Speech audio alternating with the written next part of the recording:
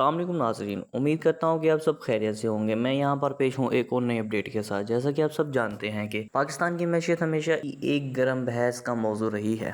ہر کوئی یہ جاننا چاہتا ہے کہ ہمارا مستقبل کیسا ہوگا، کیا ہم ترقی کریں گے یا مزید مشکلات میں پھنسیں گے۔ آج کی اس ویڈیو میں ہم پاکستان کی معیشت 2025 کا مکمل جائزہ لیں گے۔ ہم دیکھیں گے موجودہ صورتحال، بڑے مسائل، مواقع اور سب سے بڑھ کر یہ کہ ہم آگے کیسے بڑھ سکتے ہیں۔ تو ویڈیو کو آخر تک ضرور دیکھیں کیونکہ یہ نہ صرف معلوماتی بلکہ سوچنے پر مجبور کرنے والا موضوع ہے۔ اس وقت پاکستان کا جی ڈی پی تقریباً 340 سے 360 ارب کے درمیان ہے۔ اگر ہم فی کس آمدنی دیکھیں تو یہ تقریباً 1600 سے 1700 ڈالر کے آس پاس ہے، جو کہ خطے کے دوسرے ممالک سے کافی کم ہے۔ شرح نمایاں گروتھ ریٹ اس وقت صرف 2 سے 3% ہے، جبکہ ہمیں کم از کم 6 سے 7% کی ضرورت ہے تاکہ روزگار کے مواقع بڑھیں۔ انفلیشن یعنی مہنگائی اب بھی بہت زیادہ ہے۔ عام آدمی کے لیے سبزی سے لے کر بجلی کے بل تک سب کچھ مہنگا ہے۔ یہ شرح 20 سے 25% تک جا پہنچی ہے۔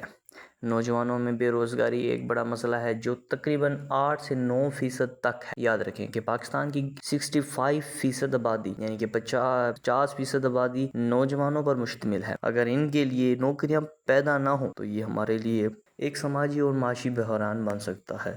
زراعت۔ پاکستان ایک زرعی ملک ہے۔ تقریباً 19% جی ڈی پی زراعت سے آتا ہے۔ چاول، آم، کپاس اور گندم ہماری اہم فصلیں ہیں، لیکن مسئلہ یہ ہے کہ زراعت جدید ٹیکنالوجی سے محروم ہے اور موسمیاتی تبدیلی جیسے سیلاب اور خشک سالی اس کو متاثر کر رہے ہیں۔ صنعت، انڈسٹری یا فیکٹریوں کا شعبہ اس وقت توانائی کے بحران، بجلی کی لوڈ شیڈنگ اور مہنگائی خام مال کی وجہ سے مشکلات کا شکار ہے۔ ٹیکسٹائل انڈسٹری جو کبھی ہماری سب سے بڑی طاقت تھی، اب دنیا کے مقابلے میں پیچھے رہ چکی ہے۔ سروسز سیکٹر جیسے کہ یہ سب سے بڑا شعبہ ہے جو تقریباً 55% جی ڈی پی پر مشتمل ہے۔ بینکنگ، ٹیلی کمیونیکیشن اور خاص طور پر آئی ٹی ایکسپورٹ تیزی سے بڑھ رہی ہیں۔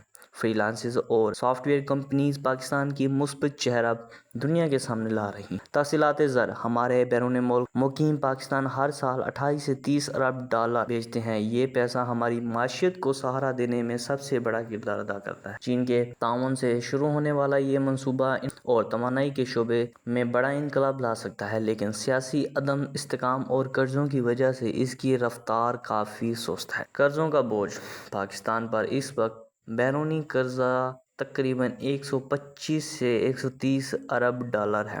یہ اتنا بڑا بوجھ ہے کہ ہر سال ہمیں قرض کی قسطیں ادا کرنے کے لیے مزید قرض لینا پڑتا ہے۔ بجٹ خسارہ۔ حکومت کی آمدنی کم از کم اور خرچے زیادہ ہیں۔ اس وقت خسارہ جی ڈی پی کے 7% سے بھی اوپر ہے۔ توانائی کا بحران۔ بجلی اور گیس کی کمی کی وجہ سے انڈسٹریز بند ہو رہی ہیں۔ سرکل ڈیٹ یعنی توانائی کا قرضہ 2600 ارب روپے سے بھی زیادہ ہے۔ سیاسی عدم استحکام۔ حکومت کی بار بار تبدیلیاں، پالیسی کا تسلسل نہ ہونا اور سیاسی جھگڑے سرمایہ کاروں کے لیے مایوسی پیدا کرتے ہیں۔ ماحولیاتی خطرات۔ پاکستان دنیا کے ان 10 ممالک میں شامل ہے جنہیں موسمیاتی تبدیلیوں سے سب سے زیادہ خطرہ ہے۔ 2022 کے سیلاب نے ہمیں اربوں ڈالر کا نقصان پہنچایا تھا۔ Digital economy. پاکستان کی نوجوان نسل ٹیکنالوجی میں تیزی سے آگے بڑھ رہی ہے۔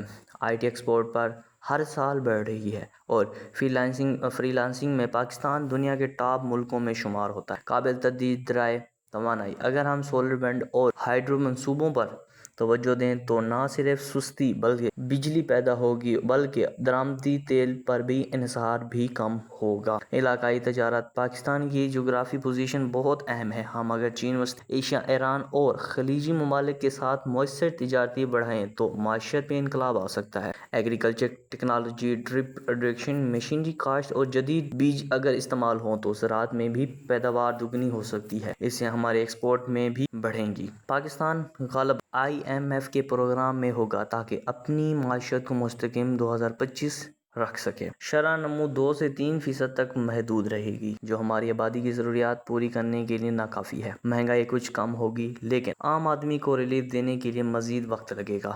اگر حکومت نے ٹیکس اصلاحات، توانائی کے شعبے کی بہتری اور گورننس کو بہتر بنایا تو پاکستان ترقی کے راستے پر واپس آ سکتا ہے۔ سب سے بڑی طاقت پاکستان کی نوجوان آبادی ہے۔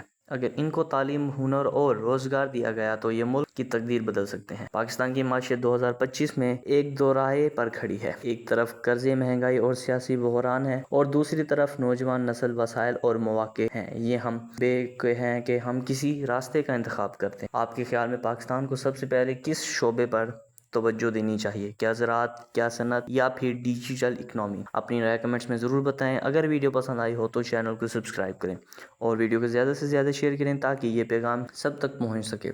ملتے ہیں ایک اور نئی ویڈیو میں، تب تک آپ اپنا خیال رکھیے گا۔ اللہ حافظ۔